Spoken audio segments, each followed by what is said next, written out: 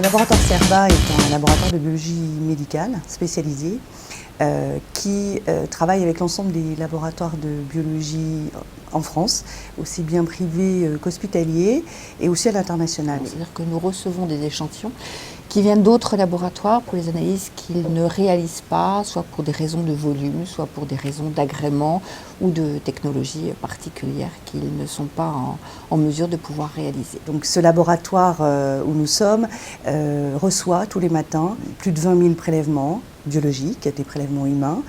Nous sommes dans une activité où les contraintes d'hygiène et de sécurité sont maximales. Des milieux qui peuvent potentiellement être contaminés, d'où le fait qu'on soit sensibilisé à tout ce qui peut être un plus en termes de décontamination et de sécurité du personnel qui le manipule. Donc l'intérêt d'avoir un sol comme celui-là, donc ça permet, quand on renverse une goutte de prélèvement, par exemple, d'avoir une action bactéricide rapidement sur le prélèvement.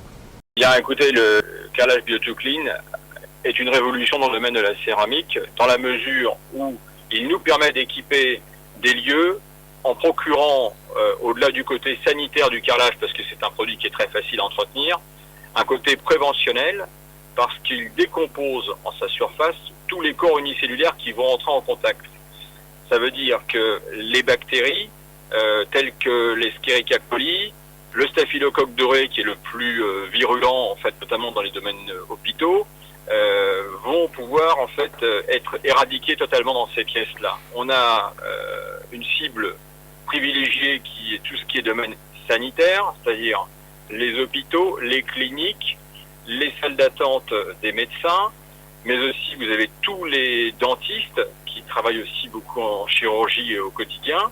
Vous avez également, plus près de nous, les écoles, les crèches, où dès qu'il y a un enfant qui tousse le matin à la crèche, le soir, vous récupérez le vôtre, il tousse également parce que c'est un vrai bouillon de culture.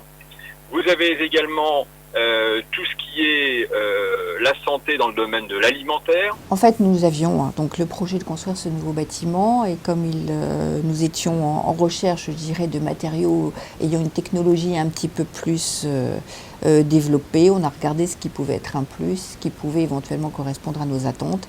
Et c'est vrai que le responsable des services généraux a trouvé ce type de matériel et je crois qu'en plus c'était pas beaucoup plus cher.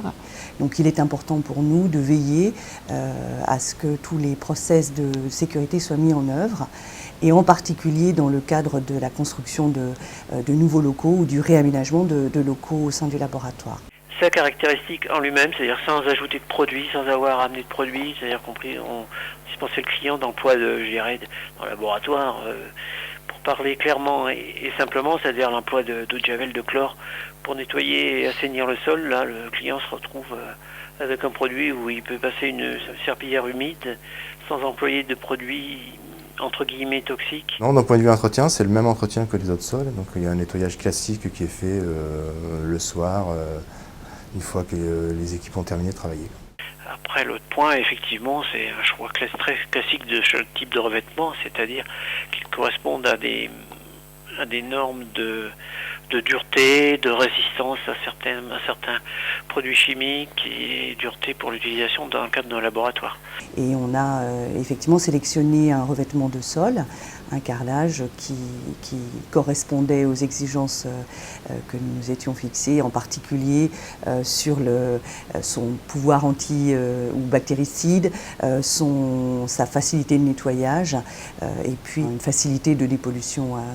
Voilà, donc ces trois éléments, ces trois caractéristiques nous ont évidemment fait choisir ce revêtement de sol.